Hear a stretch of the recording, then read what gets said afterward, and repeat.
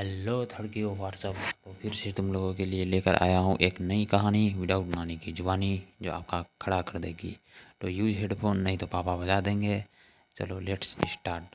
तो मूवी की शुरुआत हो चुकी है और अपनी हसीना दिलरुबा की एंट्री होती है, जिसका यहाँ पर रकेल नाम होता है, जो अभी कॉलेज में पढ़ रही होती है और एक पन्ने पे कुछ लिख कर फेंकती है और उस पेज पर क्या होता है पता नहीं। फिर वो किसी अल्फ़ा नाम की कंपनी का रिसर्च करती है जो उसके बगल में ही होता है, और उस कंपनी के सीईओ का 3 लड़का होता है, और उनमें से बीच का जो लड़का होता है जिसको वो ग्रीक गॉड कहती है, जिसका नाम एरिस होता है, और बोलती है कि भले वो मुझे नहीं जानता पर मैं उसका हर चीज़ से वाकिफ़ हूँ, जैसे कि कहाँ जाता है, रहता है, वगैरह वगैरह। फिर उसका वाईफाई पासवर्ड को हैक करके यूज़ कर रहा होता है, जो कि एक लौंडा होता है और वो एरिस का छोटा भाई होता है। फिर रात का सीन, मिडनाइट उठती है, जिसमें ऊपर तो सब ठीक है पर नीचे से एक सेमी गारमेंट में नज़र आती है, यानी कि चड्डी में। फिर खिड़की से बाहर दिखती है तो बाहर एक लड़का होता है जो कि एरिस होता है, जो इस मूवी का जॉनी सीन्स बनने वाला है, और उसका वाईफाई यूज़ कर रहा होता है और दोनों एक दूसरे से बहस करते हैं। फिर अगले दिन कॉलेज के बाद वो एरिस को फॉलो कर रही होती है और वो फॉलो करते करते पहुंच जाती है जंगल में, और फिर वहाँ एरिस कहीं नहीं दिखता है और लड़की सहम जाती है और कीचड़ में गिर जाती है। फिर इधर उधर देख रही होती है कि पीछे से एरिस आकर जैसे ही छूता है सोल्जर को, ज़्यादा मत सोचो तुम लोग। रकेल डर जाती है और एरिस बोलता है कि तुम मेरे पीछा क्यों कर रही हो। तो लड़की बोलती है नहीं, मैं पीछा नहीं कर रही हूँ। फिर लड़की बोलती है तुम यहाँ क्या कर रहे हो। एरिस बोलता है बस सन्नाटा जगह है, सुट्टा मारने आया था। और फिर एरिस बोलता है कि मैंने तुम्हारा कंप्यूटर हैक करके देखा है, और वो मैसेज भी जो तुम मेरे लिए लिखती हो। फिर क्या अपनी दिलरुबा की भांडा फूट गई। तो रकेल एक्सप्लेन करती है कि आई लाइक यू, और बोलती है मेरे साथ चलते चलते बात करो। बस फिर थोड़ी भी बात करते हैं। फिर उसके बाद क्या क्या वो अभी नहीं होता है होशी वो जो तुम सोच रहे हो। पर एरिस भाई रईस बंदा बोलता है तुम्हारे साथ चलने का प्राइज लगेगा। फिर लड़की थोड़ा चौंकती है और बोलती है प्राइज। फिर एरिस बोलता है मुझे किस करना होगा। तो रकेल पहले नहीं बोलती है फिर मान जाती। अब दिल थाम के बैठो, उसको मत थामना। जैसे ही दोनों किस करने वाले होते हैं कि एरिस किस नहीं करता है और एटीट्यूड दिखाते हुए निकल लेता है। फिर कल होता है और रकेल एरिस का रील्स देखती है और अपनी मम्मी से थोड़ी बात करती है ब्रेकफास्ट में। फिर रात का सीन और अपनी रकेल सो रही होती है कि अंधेरे में कोई आता है तो चोर समझ के वो उसे किसी चीज़ से मारने वाली होती है। लाइट जलता है और सामने होते हैं अपना जोनी भैया। फिर थोड़ी बहस होती है कि मैं केस कर दूंगी वगैरह वगैरह, तुम क्यों आई हो, यही सब। फिर एरिस बोलता है तुमने वाईफाई का पासवर्ड चेंज कर दिया पर तुम मुझे कुछ नहीं करोगी क्योंकि यू लाइक मी, लेकिन मैं तुम्हें पसंद नहीं करता हूँ।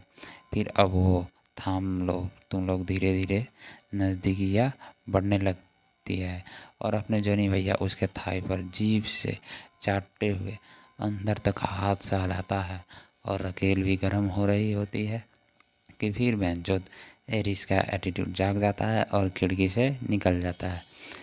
अरे कितना तड़पा रहा है बेचारी को। फिर कल होकर रकेल आइसक्रीम शॉप में काम कर रही होती है, तभी एरिस आता है और बोलता है कि मेरे भैया एक क्लब खोल रहे हैं तो मैंने सोचा तुम्हें इनवाइट कर दूँ। विच फिर रकेल पार्टी में जाती है और वो रईसों का पार्टी होता है। फिर थोड़ा पी के दोनों एक गुप्त जगह पर जाते हैं और फिर अपनी रकेल उसके गोद में जाकर उसके हथौड़े पर बैठ जाती है, पर इस बार भी गर्म होकर रह जाती है। फिर इसके बदले रकेल एरिस का कोई एक भाई होता है छोटा वाला, शायद उसको वो ड्रिंक पिला देती है और नशे में अपने घर ले जा रही होती है कि उस लड़के से रकेल का फ़ोन टूट जाता है और रकेल उसे अपने बेड पर सुला देती है, जो कि अभी टीनेजर ही होता है। तभी एरिस आता है खिड़की से, और वो जब भी रकेल के कमरे में आता है तो खिड़की से ही आता है, इसलिए इस मूवी का नाम भी है थ्रू माई विंडो, जो कि आपको नेटफ्लिक्स में देखने को मिल जाएगा। फिर एरिस बोलता है तुमने क्या किया है, ये इसे एलर्जी है अल्कोहल से। फिर बोलता है कि मैं भी आज यही सोऊंगा और तुम चाहो तो तुम भी सो जाओ। और इस बार रकेल थोड़ी टाइट ड्रेस पहनी होती है और वो भी दोनों के बीच में सो जाती है। फिर तो कांड होना ही था। अब तुम लोग थाम लो क्योंकि इस बार तुम लोग को फील दिला देगी ये सीन। अपने जोनी भैया पहले तो पीछे से धीरे धीरे कपड़े के ऊपर ही चलाते हैं, फिर थोड़ी देर बाद अपने हाथों को आगे गुफा में डाल देते हैं और अपनी दिलरुबा के मुंह से वही वाला आवाज़ धीरे धीरे से निकलता है बिना शोर किए, क्योंकि बगल में एक छोटा सा भाई सोया होता है। वैसे उस 17-18 साल के लड़के के जगह पर तुम लोग होते तो क्या करते? लड़की दोनों के बीच में थी भाई, सोचो। चलो छोड़ो, फिर आगे बढ़ते हैं। हाँ, तो यहाँ जो उस लड़के ने फ़ोन को तोड़ दिया था, उसी के बदले में एरिस उसे आईफोन गिफ्ट करता है और अपने पर्सनल घर का एड्रेस और गेट पास कुरियर करके बुलाता है और अपनी हसीना भी चल देती है उसके घर।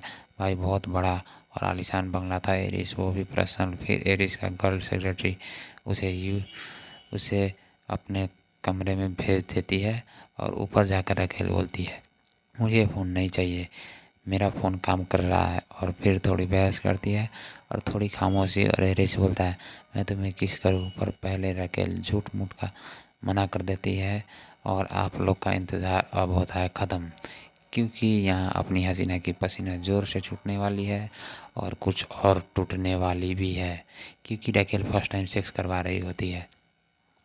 तो दोनों में होता है गठबंधन और एरिस रकेल का ऊपर का उतार कर और फिर से पूरी तरह से दिखने को मिल जाता है और नीचे से जीन्स भी उतार दी जाती है। फिर क्या, एरिस छतरी लगाता है भाई, कंडोम, और शुरू ज़बरदस्त फील आएगा। और तुम लोगों ने भी देखा तो अपने एरिस इस प्ले रूम से काम ख़त्म करके डायरेक्ट गेम वाला प्ले रूम चला जाता है।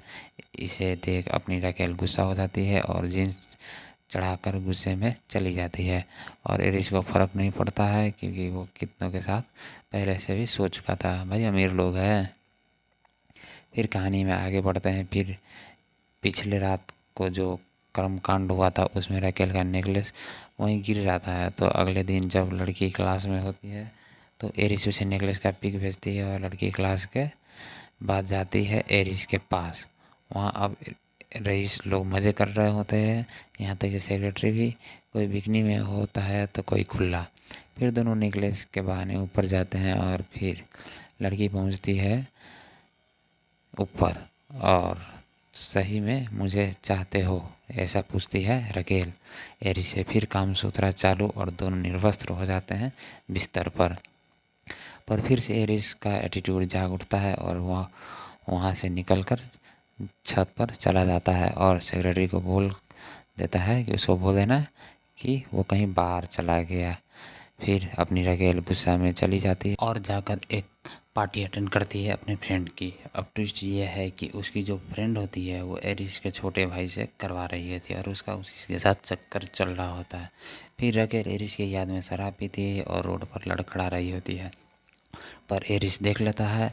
फिर उसे उसके घर छोड़ता है उसके बिस्तर पर और लड़की बोलती है नशे में ही कि मुझे एक कहानी सुनाओ। और यहाँ से शुरू होती है अपने जोनी भैया की सैड स्टोरी, कि वो अपना एटीट्यूड दिखाते रहते थे हर बार। सुनिए आप लोग। एरिस बोलता है कि एक लड़का था और उसकी एक छोटी सी फैमिली होती है और सभी बहुत खुशी से रहते हैं। और फिर एक दिन लड़के के पापा बिजनेस के सिलसिले से कहीं बाहर चले जाते हैं और लड़का भी एग्ज़ाम देने चला जाता है। जब एग्ज़ाम से लौट कर आता है तो अपनी मॉम को किसी गैर मर्द के साथ बिस्तर पर सोई देखती है और लड़का घबरा जाता है और अपने भाई को बोलता है और उसका भाई उसके पापा को। तो उसके पापा उस लड़के को लेकर वहाँ से चला जाता है और बहुत सारे लोगों से मिला जाता है और बोलते हैं कि लव इंसान को कमज़ोर करती है और फिर कहानी ख़त्म। फिर एरिस के पापा एरिस को बुलाते हैं और क्लास लेना शुरू, कि तुम्हारा मार्क्स इतना अच्छा आता था पर अब फ़र्क क्यों, उतनी लड़कियां हैं फिर भी उस लड़की के पीछे क्यों पड़े हो, तुम्हें आगे अल्फ़ा कंपनी को संभालना है, वगैरह वगैरह। और फिर एरिस वहाँ से चला जाता है। साला ये लड़की का चक्कर सबको बर्बाद कर देता है भाई। कितना अच्छा बेचारा सख्त लौंडा था, मौज कर रहा था, कहाँ इस प्यार भर के चक्कर में पड़ गया। फिर वो जाता है रकेल के पास और लाइब्रेरी में और उसे बोलता है कि सैटरडे को एक कस्टम पार्टी है, उसमें आना है तुम्हें। फिर वही दोनों बहस करते हैं और फिर अपनी हसीना उस दिन पूरे ब्लैक ड्रेस में जाती है कस्टम पार्टी में, और पार्टी के यहाँ पर एरिस उसे हेलीकॉप्टर वाले हाईएस्ट स्टेयर पर लेकर जाता है, और फिर वहीं दोनों खूब एक दूसरे पर चढ़ते हैं। और इसके बाद तो दोनों कभी बाथरूम में, तो कभी लाइब्रेरी में, तो कभी कार में, तो कभी एरिस के बेडरूम में, और ये सब चलता रहता है। बहुत हार्ड काम सूत्रा वाला काम चलता है, जो आप लोगों को फील दिला देगा, और वो तो पक्का खड़ा हो ही जाएगा।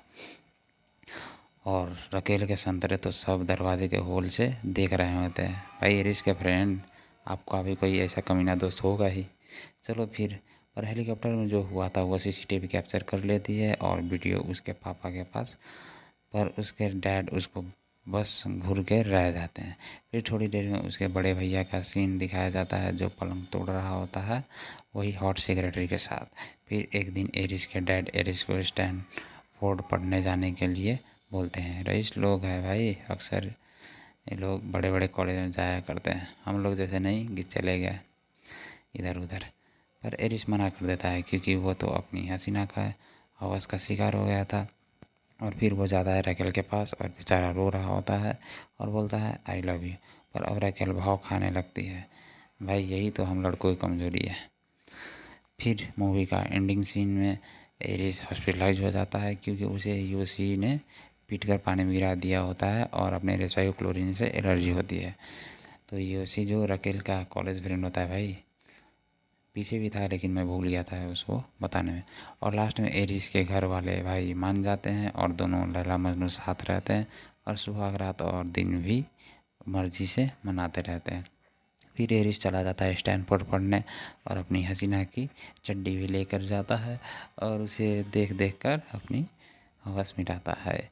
फिर लास्ट का सीन, रकेल एरिस की याद में तन्हा फील कर रही होती है, और अपने हाथों से खुद का प्यास हो जाती है, और फिर मूवी का सिक्स एंडिंग हो जाता है। अब तुम लोग सब्सक्राइब कर सकते हो अगर मर्जी हो तो, otherwise everyone has own choice bro. तो फिर मिलते हैं किसी और कहानी के साथ, तब तक खा पी के तंदुरुस्त रहो। सी यू, बाय।